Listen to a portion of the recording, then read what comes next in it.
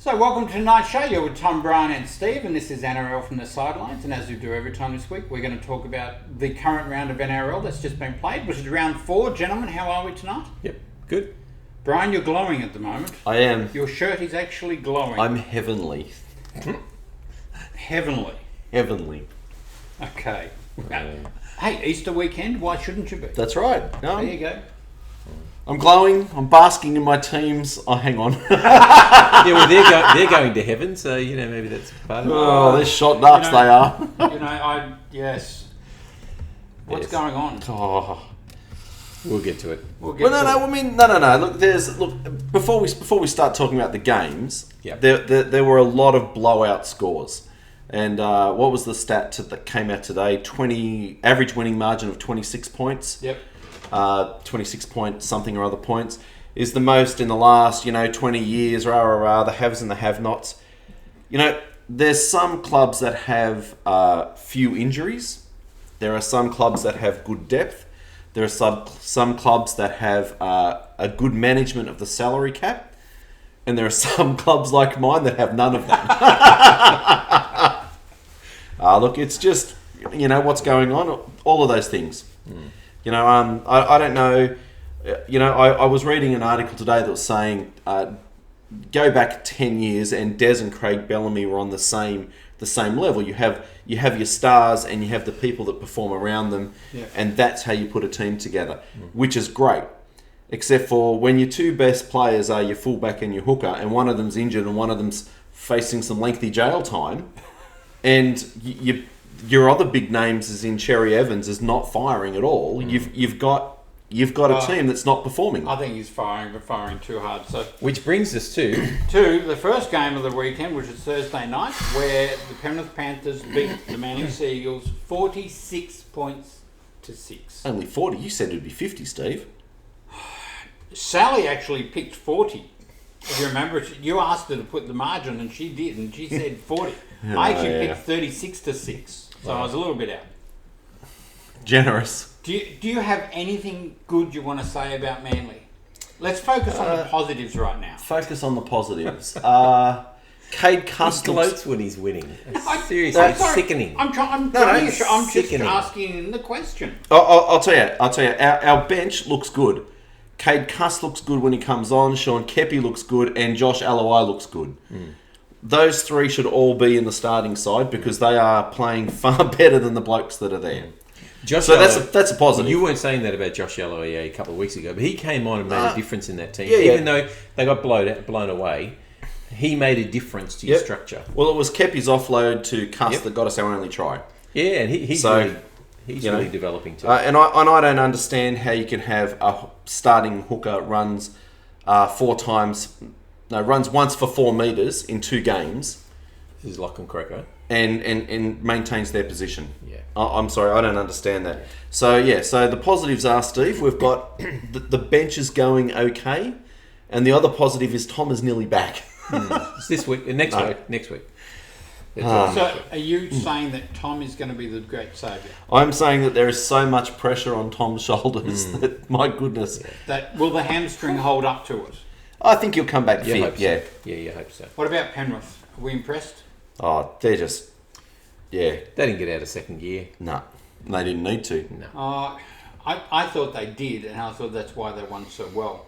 That they showed what a lot of other teams that are currently winning are lacking, and that's the intensity to finish someone off. Yep. Well, their first 25 minutes was exceptional. Yes. They did nothing wrong. They were absolutely clinical, and I think in that second half, that second part of the first half, they took their foot off, and that's when Manly scored, and they Manly looked threatening at times, and then second half they just shut it down. Like defensively, their second half, Manly had nothing, and Souths and Panthers managed to score 3 tries. Yeah.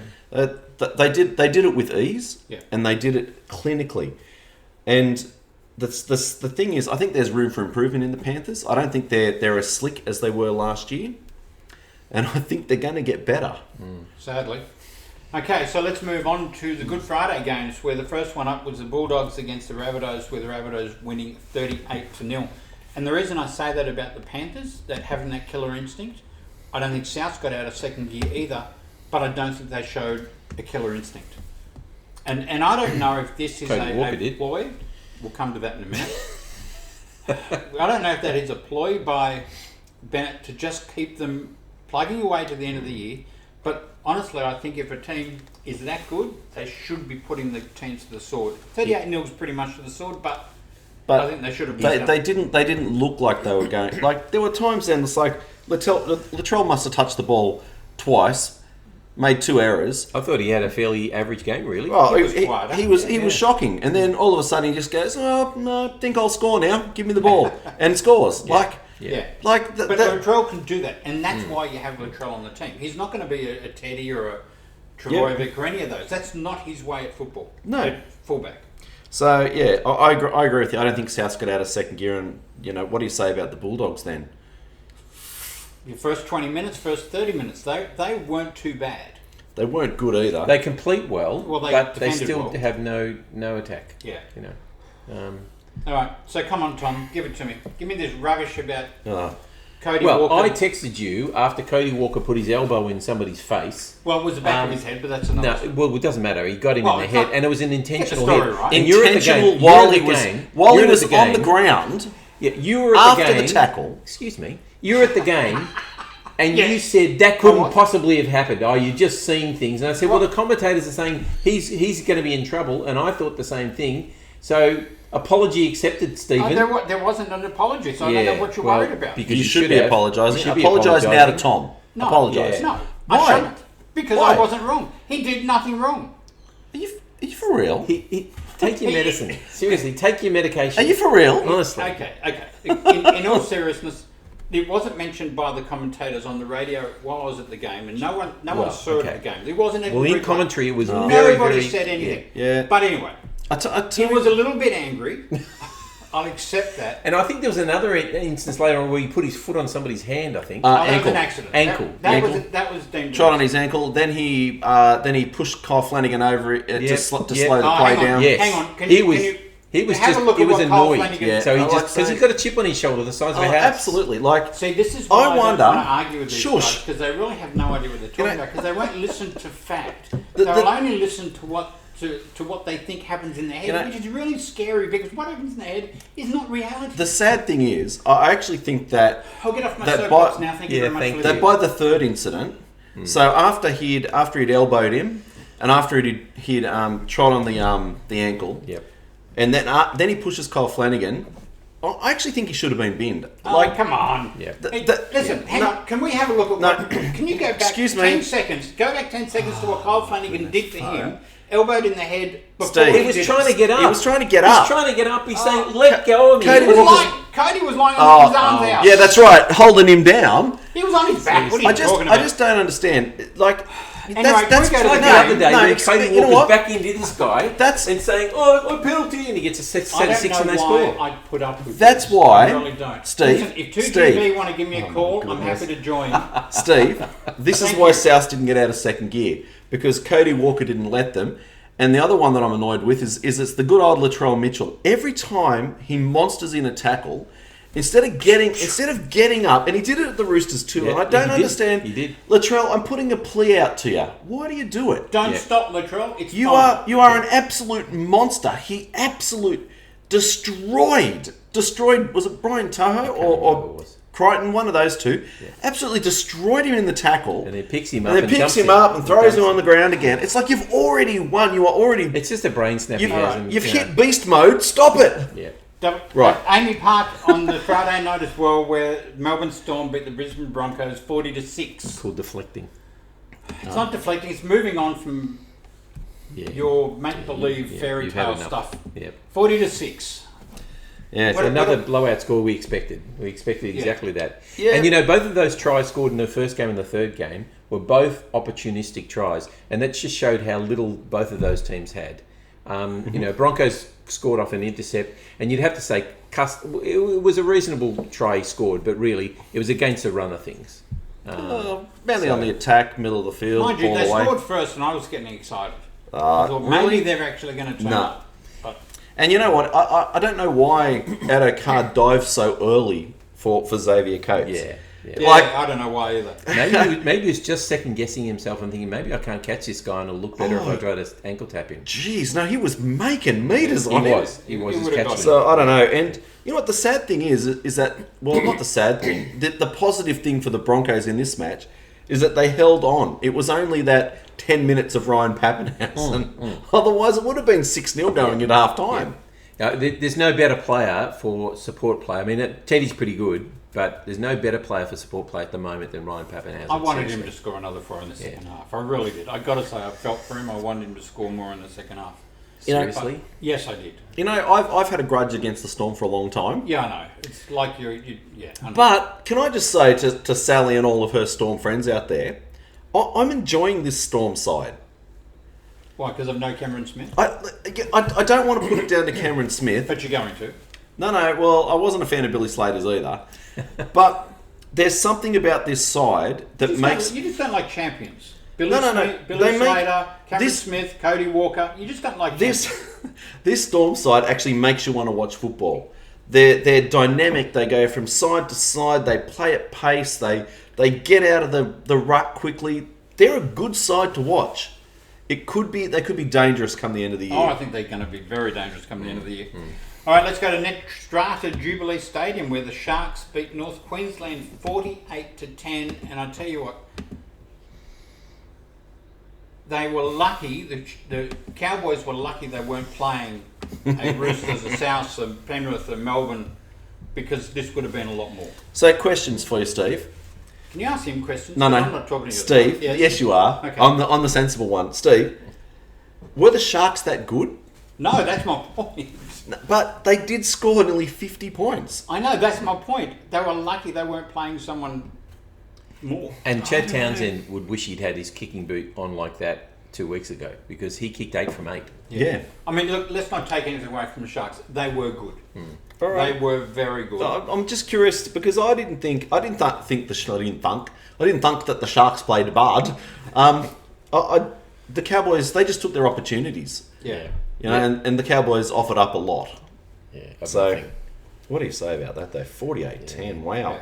Yeah, you would want to be Todd Payton at the moment because I think, by all accounts, if you watch what was happening in the last few weeks, he's come in with a very tough, uncompromising mindset, and if he's like that 24/7, then he's going to lose the room if he doesn't change. But you know what? No. They're not playing. He's only been in charge 4 weeks. Yep. And they're not playing for him. He needs to walk in with every player's contract, throw them on the table and say, if you don't want to be here, take your contract and go.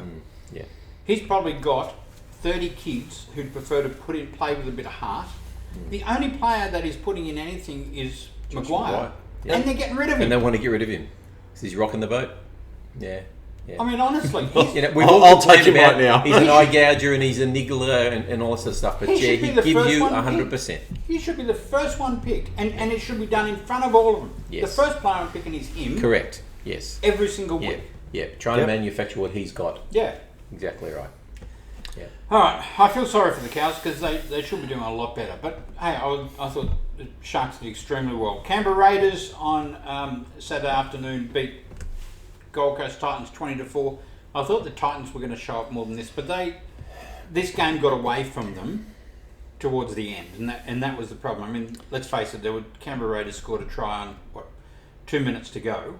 Yeah. So there would have been 14-4, but you know.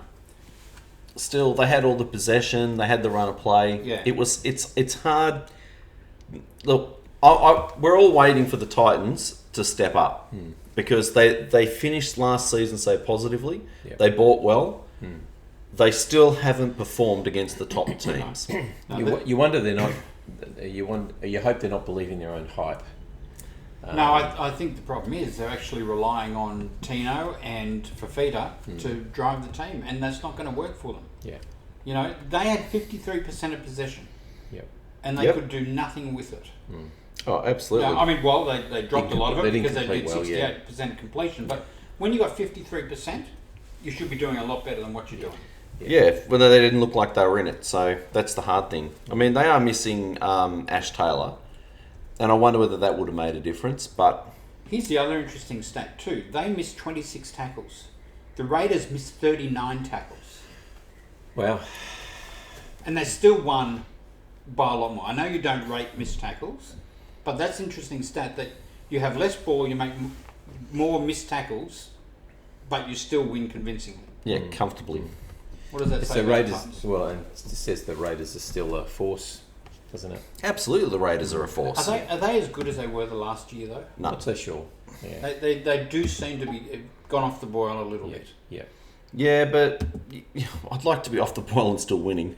I'd like to win. Yeah, like, you just like to boil something.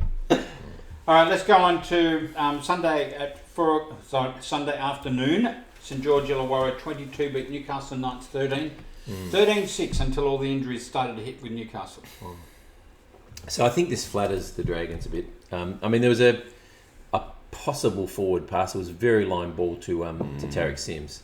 It was a great move, but it was he looked he was forward. on fire though. Oh yeah, he was playing really well. They're saying he was getting back to his best of a few years ago, really, and they need him to be firing. Yeah. The Knights, well, I think they've been hot and cold anyway. They've been patchy anyway, but losing your halfback and then who else did they lose? They had a couple of concussions, didn't they? They lost Tex Hoy, yep, hamstring. Man, they lost. Yeah, that was an ugly. So how do you? I don't know. I don't know any team that still wins when you lose your fullback, your 5'8", and you hook it in one match. Yeah, that's right. Yeah, that's pretty tough. Yeah. So Barry, take it while you can. 3 wins in a row for St George. Yeah.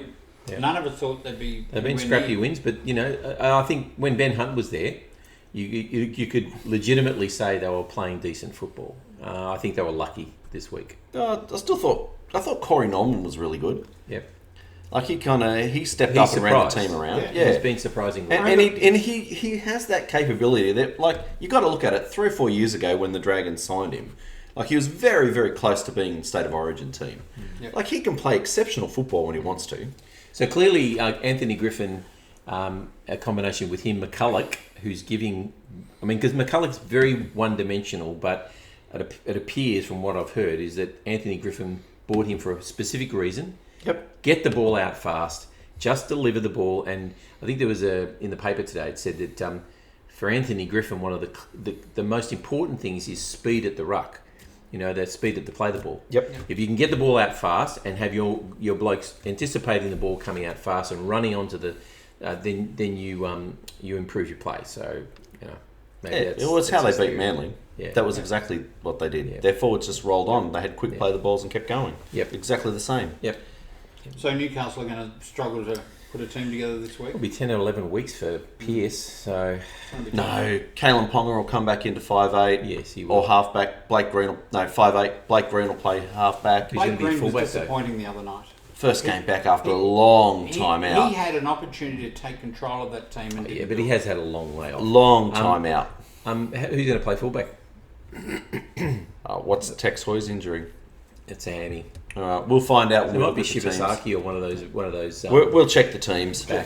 Yeah. All right, let's go on to Sydney Cricket Ground where the Roosters beat the Warriors 32-12. Look, I think they earned the right to score points by their defence. Their defence was exceptional. The first 15 minutes was an arm wrestle, and after that, the Roosters asserted their dominance. I think in defence, that gives you the right to score points. And in the second half, that first 10 minutes, the Warriors were camped on the Roosters' line and could not breach them. And I think that was what made the game. You told me, Tom, the Roosters were going to hurt the Warriors. Yep. You didn't hurt them enough. Well, you blame them next day. Blamed with that. Yeah. What did we think of Sam Walker, sorry. He did what he needed to do. Yeah. The coach said, I want you to leave your tricks in your bag, and this is what I want you to do. And he did exactly what the coach asked him to. I think, and that's the advantage that some of the top teams have over the rest. Yeah. So, we all know Luke Keary is an exceptional player, guides that team around. Yeah. So, you know what? They bring in a young bloke first game. He's leave your tricks in the back. Spot on. Just play your game. Do what you need to do first. And he was courageous in defence for a 78-year-old, 78 kilogram kid. Yeah. He took some big hits and he took them on the chin. Absolutely. Look, I'm thinking, that was a solid debut. Solid. And Brett Morris is officially a freak. He is officially a freak. I would like to know how many tries that Brett Morris has saved for the Roosters. We know how many tries he scored. I reckon he has saved a million tries for the Roosters. He is a freak. You don't think that's an exaggeration? A million tries? Well, it'd be close. It'd be 950,000. 950,000. Yeah, fair few. Fair enough. But he is Been there 2 years. he's officially over his career my favourite winger of all the time I've Do you been know our watching. sign's about to fall down? Yeah. Can you fix up our sign? Well, and the NRL from the sidelines. Yeah, because Barry will complain. Right, NRL from the sidelines. So, there you go. Good solid game. Good Advertisement response. for it. It was a good response to last week. Yep, good. All right. So you were happy? Yes. Happy. Okay.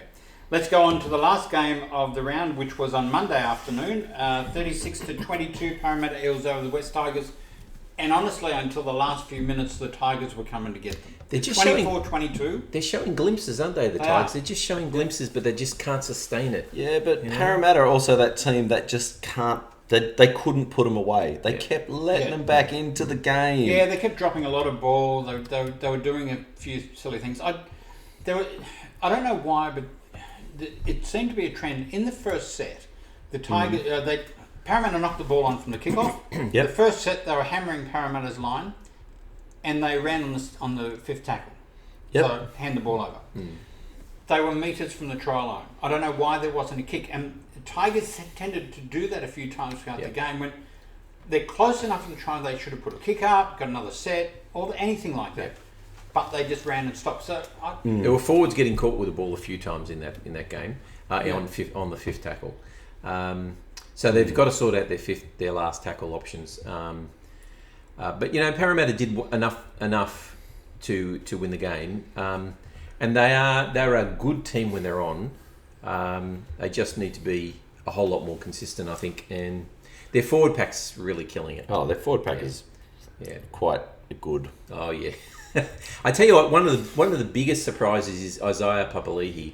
He was an average first grader at the Warriors. He was a decent first grader. No, He's killing it. He was at Parramatta. See, I disagree. I think he was really good last year at the Warriors. And when they said they were getting rid of him, I thought that's going to be a mistake because he's on the verge of stepping up. But it's okay. They got Fanil Blake. He's on the verge of stepping up, and I just thought, I think he's going to make it. But I think the change of scenery has been good for him. Yeah, He has been absolutely Agree. killing it. Agree. He's been terrific. Yeah. And Nakora in the centres. Yeah. He's for me, all you Parramatta fans out there, I think he's the standout. Because he's just a makeshift back. And they've put him on the wing and he's handled it with a plum. Fence has They been put him in terrific, the hasn't it? centres and they just kept running at him. And he's just a big kid. I mean, he's a big unit, but he's been the standout, I think. What about Rocks and Diamonds? Moses. No. Ferguson. Oh yeah. Scored 2 tries, nearly gave away another 2. I love Blake, but geez, he's unpredictable. He's like Sean Kenny-Dowler used to be. Anyway. The ladder, Steve? Yeah. Who wants to do the ladder? All right, we've got the Panthers and the Eels out unbeaten with 4 wins from 4 attempts. We have. Who would have picked that at the start of the season? Then we've got a bunch of teams on 6. We've got the Roosters, the Rabbitohs, the Raiders, the Dragons. That is your top 6. There's a log jam for the bottom 8 of the Storm, the Sharks, the Titans, the Knights, and the Warriors, all with 4 points. We've got some teams with 2 points, the Broncos and the Tigers. And we have the Cowboys and the Bulldogs and the Eagles. Yet to have a win. So But it's coming soon. Who was in 3rd and 4th? 3rd and 4th, I didn't catch that. Yeah. Who was in 3rd and in 4th? There's a bunch of teams on 6 points. So the Roosters are in 3rd and the Rabbitohs look. in 4th. I just want to check that just to make sure we're clear about that. Look, and I will say this to any of the Manly fans, because we've got a few Manly fans on our page. 0-4, and everybody's ready to slit their wrists. But let's look at who we've played. We've played the Panthers. We've played the Roosters. And we've played the Rabbitohs. We've played the top-ranked team, the third-ranked team, and the fourth-ranked team. I'm not making excuses. Because if you were to say at the start of the year... tough start to this. If you were to say at the start of the year you're playing those three teams, and the Dragons, who are currently sitting in sixth, you would say, all right, we might get one win out of that. So the thing is, we're one win behind where theoretically most supporters thought we would be. Oh, yay for Manly. Go. Okay, so all right, that's it. Very quickly, let's have a look at the footy tipping competition. SS Rabbitohs, first place. Oh, congratulations, Steve. Oh, thank you very much. Joke around, by the way. McManly in second place. Congratulations, Brian. Thank you, Steve. Joke around. Brighton 75, and then Amigo Panthero and Keenan. So can I just clarify here? Brighton 75 is 52 points without using his joker. Yes, and you're 6 points and 8 points better I've used my that. joker before and won 2 games, so honestly, they can happen to anybody. It can. And you know what? We told everyone out there, use your joker. If we are all agreeing, and by use the your way, joker. you are so far down, even if you use your joker, you won't count. So let's just keep going. Where's Tom? Where's Tom? Tom is currently in 10th spot on 42 points with Joel... Manly man. Joel, don't pick Manly. Pretty much gave up on my... How many did I get this week? Oh, look at him. He doesn't even know. No, I don't know. That's how bad I'm going. I think you got 2 or 3. It's It's not. It's weekly. Oh, It's gone already. Oh, they're terrible, these two. Yeah, I did do real well this Thank week. you for watching the show. You're with Tom, Brown and Steve, and this is NRL from the Sidelines. And please tune in to our next show. We will talk about round 5 of the NRL. Gentlemen, thank you for being here tonight. See you all later. See you later. Ciao.